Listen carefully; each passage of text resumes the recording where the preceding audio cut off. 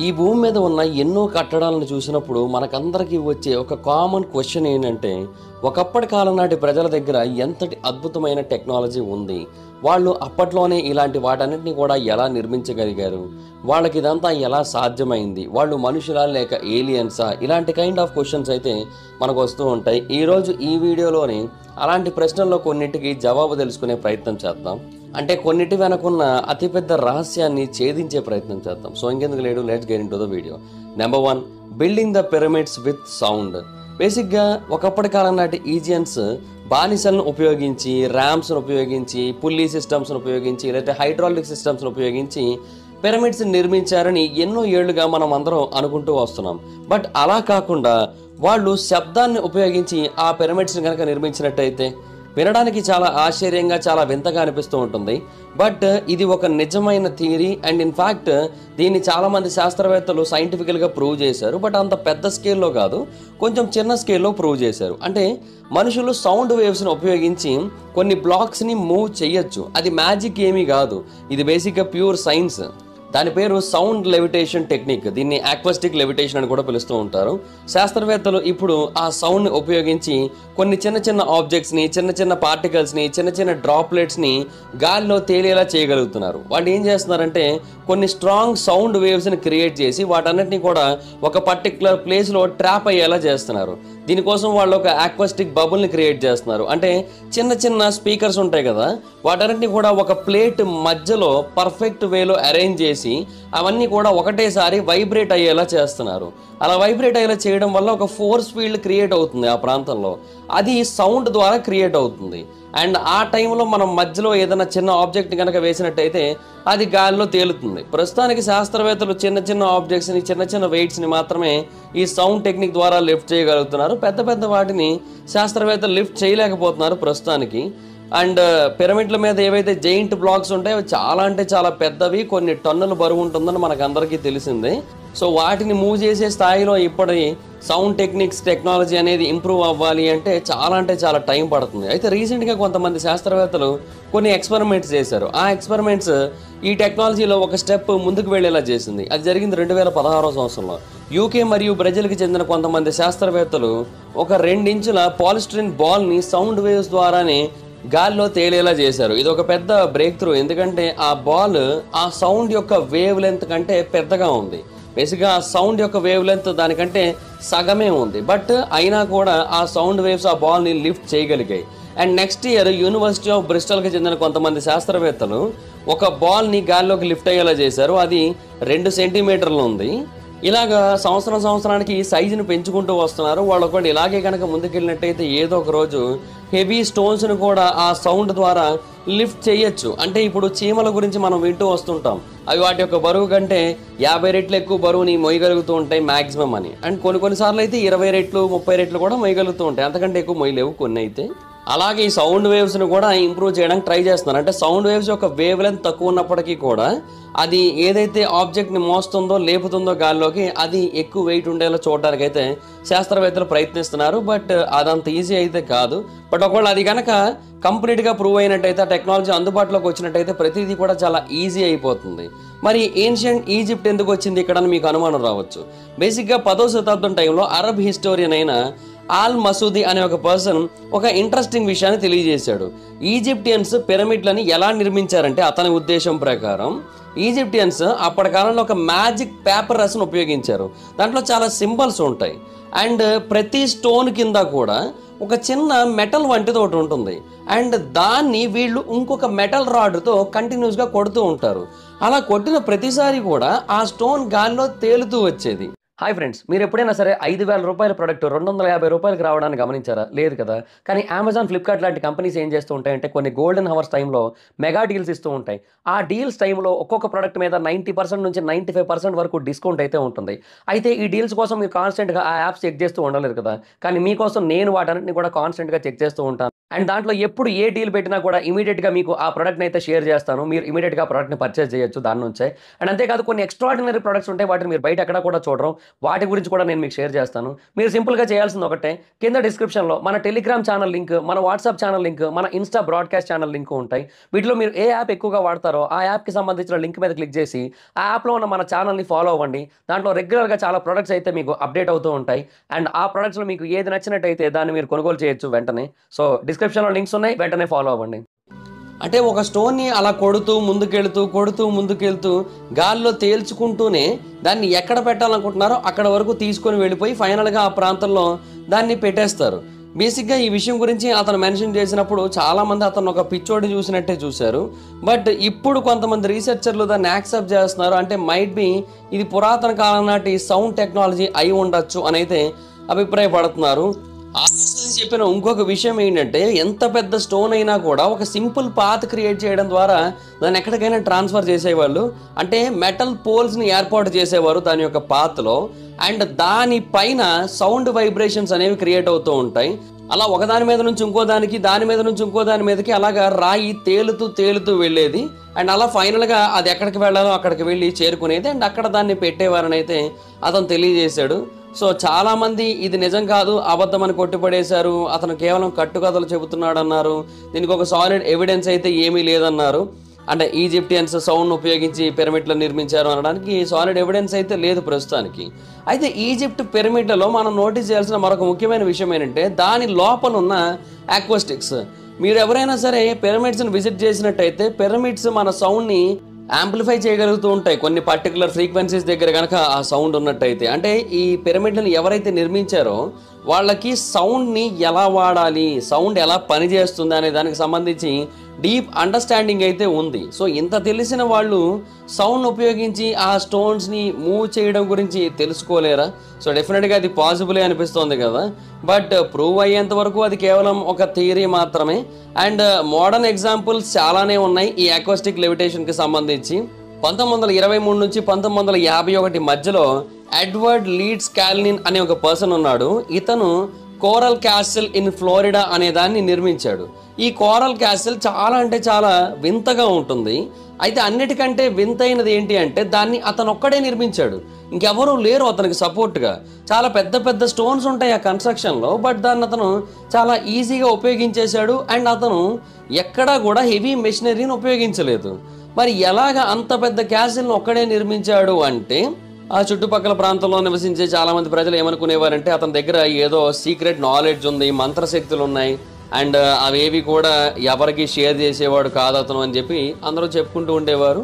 నిజంగానే అతను ఎప్పుడు ఎవరికి తను ఎలా నిర్మించాడో చెప్పలేదు. బట్ అప్పుడప్పుడు ఒక విషయం గురించి మాట్లాడేవాడు. అదేంటంటే, మ్యూజిక్ని ప్రాపర్గా ట్యూన్ చేస్తే స్టార్స్ని కూడా కదిలించవచ్చు అని. అంటే అతనికి ఏదో పురాతన కాలం నాటి టెక్నిక్ తెలిసింది. హెవీ స్టోన్స్ని సౌండ్ని ఉపయోగించడం ద్వారా ఎలా మూవ్ చేయొచ్చో అర్థమైంది. సో దాని ద్వారానే ఈ క్యాసిల్ని నిర్మించాడు అని అయితే తర్వాత కొంతమంది శాస్త్రవేత్తలకైతే అర్థమైంది. బట్ అది కూడా ప్రూవ్డ్ అయితే కాదు, అది కూడా ఒక థియరీ మాత్రమే. ఇది కూడా ఒక థియరిటికల్ ఎగ్జాంపుల్ మాత్రమే, ఇది కూడా ప్రాక్టికల్ ఎగ్జాంపుల్ అయితే కాదు. సో వీటిలో మనకి జవాబుల కంటే ప్రశ్నలే ఎక్కువ ఉన్నాయి. కానీ ఒకవేళ ఈ టెక్నాలజీని కనుక మనం పూర్తి స్థాయిలో ఛేదించగలిగినట్టయితే అప్పుడు ప్రపంచం అంతా ఇంకొకలా ఉంటుంది. అంటే పెద్ద పెద్ద ఎత్తైన బిల్డింగ్స్ ఉంటాయి కదా, వాటన్నింటినీ కూడా చాలా అంటే చాలా ఈజీగా నిర్మించేయచ్చు ఈ అక్వాస్టిక్ లెవిటేషన్ కాన్సెప్ట్ కనుక ఉపయోగించినట్టయితే. సో బేసిక్గా పిరమిడ్స్ని ఇలా నిర్మించి ఉండొచ్చు అని అయితే చాలామంది అభిప్రాయపడుతున్నారు. మరి మీరేమనుకుంటున్నారు? ఇది పాసిబుల్ అనుకుంటున్నారా లేదనుకుంటున్నారా? కింద కామెంట్ సెక్షన్లో చెప్పండి. Number 2, the last documents of ancient world. ఒకప్పటి కాలం నాటి గ్రంథాలని, ఒకప్పటి కాలం నాటి ఆలోచనల్ని మనం ఇప్పటికీ కూడా కాపాడుకోగలిగినట్టయితే, అవి కాలిపోకుండా వచ్చినట్టయితే మనం ఎంత అద్భుతమైన పొజిషన్లో ఉండేవాళ్ళమో తెలుసా? ప్రపంచంలోని ఎన్నో గొప్ప గొప్ప లైబ్రరీస్ కంప్లీట్గా బూడిదైపోయాయి. అవతల వాళ్ళ బుర్ర తక్కువదనానికి, అవతల వాళ్ళ పిచ్చికి. మన దగ్గర అయితే నలంద విశ్వవిద్యాలయం, తక్షశిలా విశ్వవిద్యాలయం, అలాగే ప్రపంచవ్యాప్తంగా అయితే చాలా లైబ్రరీస్ ఉన్నాయి. అందులో లైబ్రరీ ఆఫ్ అలెగ్జాండ్రియా చాలా అంటే చాలా పెద్దది. ఒకవేళ అది కనుక కంప్లీట్గా నాశనం కాకపోయినట్టయితే ఈరోజు ప్రపంచం ఇంకొకలాగా ఉండేదని చాలామంది నమ్ముతూ ఉంటారు. ఎందుకంటే అందులో చాలా భారీ స్థాయిలో నాలెడ్జ్ అయితే ఉంది, సేమ్ మన నలంద అండ్ తక్షశిలా విశ్వవిద్యాలయాల్లో ఉన్నట్టుగా. బట్ అదంతా కూడా కాలిపోయింది. ఇలాగా చరిత్రలో ఎన్నో లైబ్రరీస్ కంప్లీట్గా కాలి బూడిదైపోయాయి. వాటిలో చాలా పెద్ద సంఖ్యలో స్క్రోల్స్, బుక్స్ ఉండేవి. వాటిలో అపారమైన నాలెడ్జ్ ఉండేది, సైన్స్ గురించి ఉండేది, ఫిలాసఫీ గురించి ఉండేది, ప్రతి దాని గురించి ఉండేది. బట్ వాటన్నిటిని కూడా నాశనం చేసుకుంటూ వచ్చారు. అథెన్స్ని కనుక మనం ఎగ్జాంపుల్గా తీసుకున్నట్టయితే 6th century before the common ఎరా టైంలో చాలా పెద్ద స్థాయిలో పేపరస్ స్క్రోల్స్ యొక్క కలెక్షన్ అయితే ఉండేది. అండ్ అవన్నీ కూడా ఒక లైబ్రరీలో ఉండేవి. ఆ లైబ్రరీ పేరు లైబ్రరీ ఆఫ్ పెర్గమాన్. ఈ లైబ్రరీ ఆఫ్ పెర్గమాన్ని కంప్లీట్గా కాల్చి బూడిద చేసేయడం జరిగింది. సుమారుగా 2 లక్షల వాల్యూమ్స్ ఆఫ్ పుస్తకాలు అందులో ఉన్నాయి ఆ టైంకి. అండ్ అవన్నీ కూడా కాలి బూడిదైపోయాయి. సో దాంట్లో ఎంత నాలెడ్జ్ ఉండి ఉండొచ్చు. నిజంగా ఈ లైబ్రరీస్ అన్నీ కనుక కాలిపోకుండా ఉన్నట్టయితే సిచ్యువేషన్ వేరేలా ఉండేది. అయితే రియల్ ట్రాజడీ అనేది మాత్రం భారతదేశానికి అయితే నలంద విశ్వవిద్యాలయం అండ్ తక్షశిలా విశ్వవిద్యాలయం, అలాగే ఈజిప్ట్ విషయానికైతే లైబ్రరీ ఆఫ్ అలెగ్జాండ్రియా. దీన్ని జూలియస్ సీజర్ క్యాంపెయిన్ టైంలో తగలబెట్టేయడం జరిగింది. ఈ లైబ్రరీ అనేది కేవలం పుస్తకాల యొక్క ప్లేస్ మాత్రమే కాదు, ఇది ఒక యూనివర్సిటీ. సేమ్ మన నలంద విశ్వవిద్యాలయం, తక్షశిలా విశ్వవిద్యాలయం లాగా మన దగ్గర ఎలాగైతే విద్యార్థులు చదువుకుంటూ ఉండేవారు, అక్కడ కూడా 14,000 మంది విద్యార్థులు చదువుకుంటూ ఉండేవారు. మెడిసిన్, మ్యాథమెటిక్స్, అలాగే ఆస్ట్రోనమీ వీటన్నిటిని కూడా చదువుకుంటూ ఉండేవారు.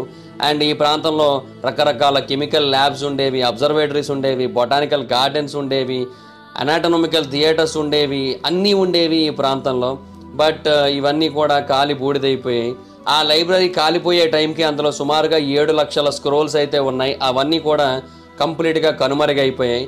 సో ప్రపంచం మారడానికి 7 లక్షల అవకాశాలు ఉన్నాయి. వాటన్నింటినీ కూడా ఆ ఒక్క ఇన్సిడెంట్ కంప్లీట్గా నాశనం చేసేసింది.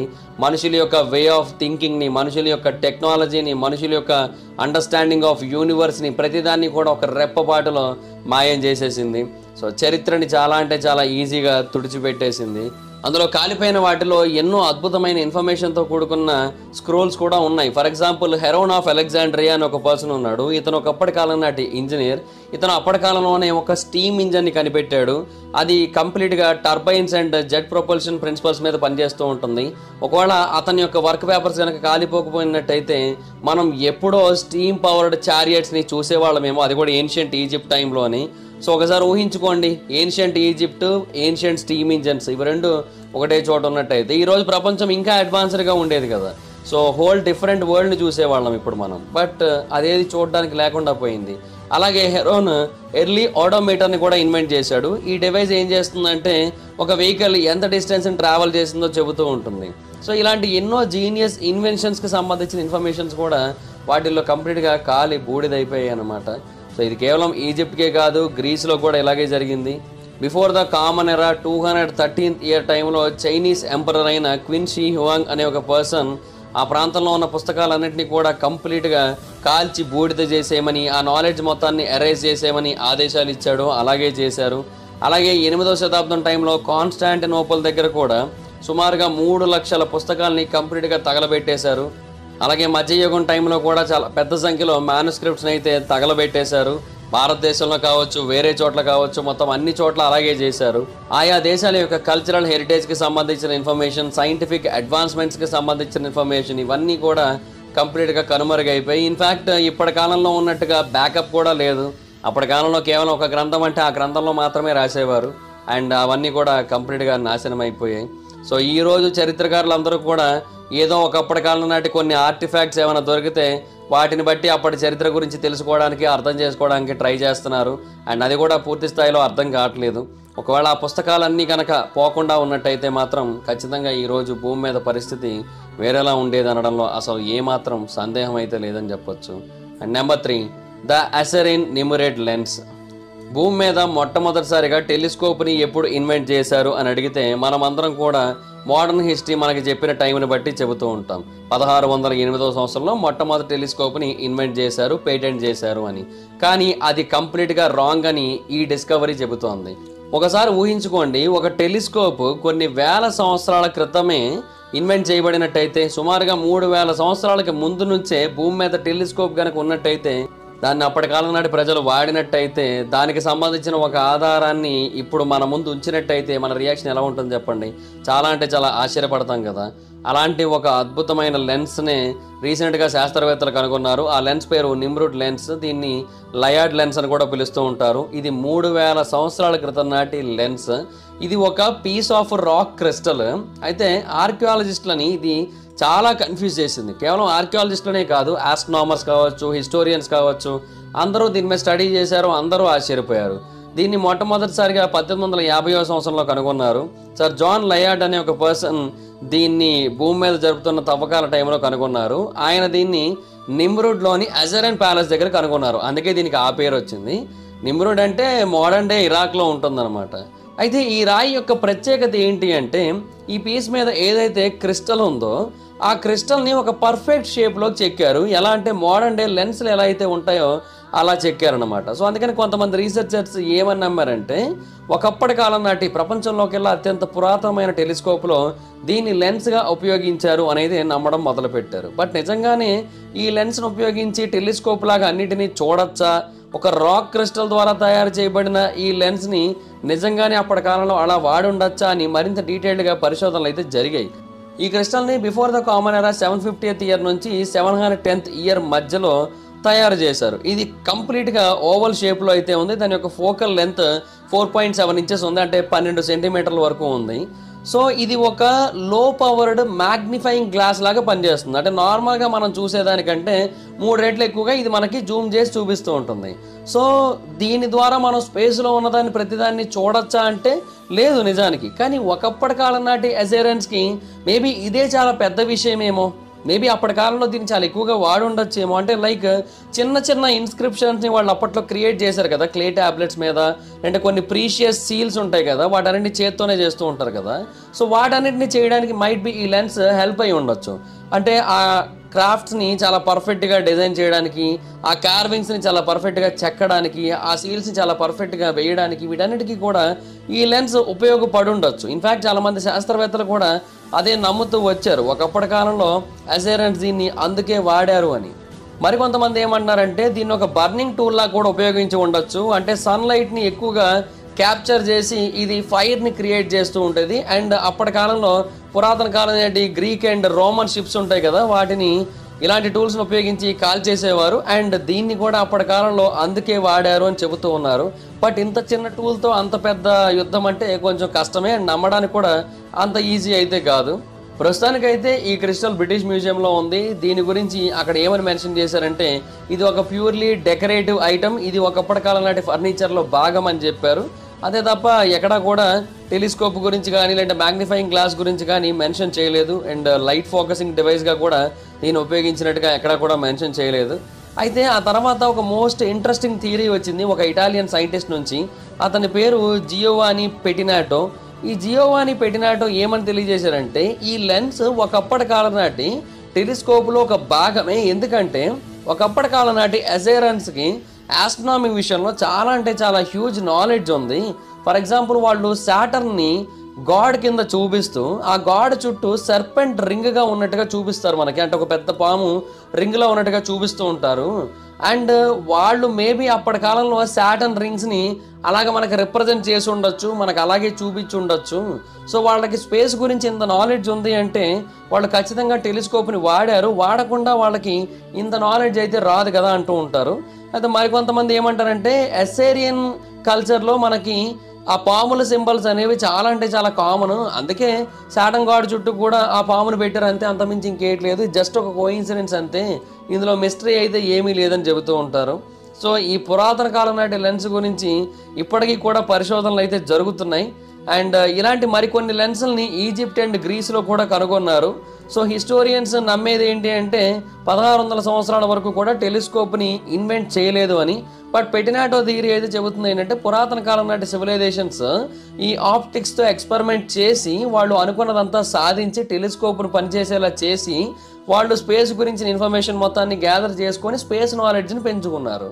సో దీని ప్రకారంగా కనుక చూసినట్టయితే ఖచ్చితంగా అది ఒక టెలిస్కోప్ లెన్సే అనిపిస్తోంది. మరి మీకేమనిపిస్తోందో కింద కామెంట్ సెక్షన్లో తెలియజేయండి. So that's it guys. ఈ మూడిట్లో మీకు ఏది చాలా మిస్టీరియస్గా అనిపించిందో కింద కామెంట్ సెక్షన్లో తెలియజేయండి. ఈ వీడియో కనుక మీకు నచ్చినట్టయితే లైక్ చేయండి, వీడియో షేర్ చేయండి. ఎప్పుడో కారణం మన ఛానల్ సబ్స్క్రైబ్ చేసుకోకపోతే ఇప్పుడే సబ్స్క్రైబ్ చేసుకోండి, పక్కన బెల్ ఐకాన్ ఆన్లో పెట్టుకోండి, నా ఫర్దర్ వీడియోస్ మిస్ అవ్వకుండా చూడొచ్చు. చాలా మంది చూస్తున్నారు కానీ సబ్స్క్రైబ్ చేసుకోవట్లేదు. So please try to subscribe click the bell icon also. నా ఇన్స్టాగ్రామ్ ఐడి ఎవరో ఇద్దరం ఎక్కడ వచ్చి ఫాలో అవ్వచ్చు. Thank you so much guys. Bye. మన video next video. Bye bye. Hi friends, మీరు ఎప్పుడైనా సరే రూ. 5,000 ప్రొడక్ట్ రూ. 250కి రావడాన్ని గమనించారా? లేదు కదా! కానీ అమెజాన్, ఫ్లిప్‌కార్ట్ లాంటి కంపెనీస్ ఏం చేస్తూ ఉంటాయంటే కొన్ని గోల్డెన్ హవర్స్ టైమ్‌లో మెగా డీల్స్ ఇస్తూ ఉంటాయి. ఆ డీల్స్ టైమ్‌లో ఒక్కొక్క ప్రొడక్ట్ మీద 90% నుంచి 95% వరకు డిస్కౌంట్ అయితే ఉంటుంది. అయితే ఈ డీల్స్ కోసం మీరు కాన్స్టెంట్‌గా ఆ యాప్స్ చెక్ చేస్తూ ఉండలేరు కదా! కానీ మీకోసం నేను వాటన్నిటిని కూడా కాన్స్టెంట్‌గా చెక్ చేస్తూ ఉంటాను. అండ్ దాంట్లో ఎప్పుడు ఏ డీల్ పెట్టినా కూడా ఇమ్మీడియేట్‌గా మీకు ఆ ప్రొడక్ట్‌ని అయితే షేర్ చేస్తాను. మీరు ఇమ్మీడియేట్‌గా ఆ ప్రొడక్ట్‌ని పర్చేజ్ చేయొచ్చు దాని నుంచే. అండ్ అంతేకాదు కొన్ని ఎక్స్ట్రార్డినరీ ప్రొడక్ట్స్ ఉంటాయి. వాటిని మీరు బయట ఎక్కడ కూడా చూడరు. వాటి గురించి కూడా నేను మీకు షేర్ చేస్తాను. మీరు సింపుల్‌గా చేయాల్సింది ఒకటే, కింద డిస్క్రిప్షన్‌లో మన టెలిగ్రామ్ ఛానల్ లింక్, మన వాట్సాప్ ఛానల్ లింక్, మన ఇన్‌స్టా బ్రాడ్‌కాస్ట్ ఛానల్ లింక్ ఉంటాయి. వీటిలో మీరు ఏ యాప్ ఎక్కువగా వాడతారో ఆ యాప్‌కి సంబంధించిన లింక్ మీద క్లిక్ చేసి, ఆ యాప్‌లో ఉన్న మన ఛానల్‌ని ఫాలో అవ్వండి. దాంట్లో రెగ్యులర్‌గా చాలా ప్రొడక్ట్స్ అయితే మీకు అప్డేట్ అవుతూ ఉంటాయి. అండ్ ఆ ప్రొడక్ట్స్‌లో మీకు ఏది నచ్చినట్టయితే దాన్ని మీరు కొనుగోలు చేయొచ్చు వెంటనే. సో, డిస్క్రిప్షన్‌లో లింక్స్ ఉన్నాయి. వెంటనే ఫాలో అవ్వండి.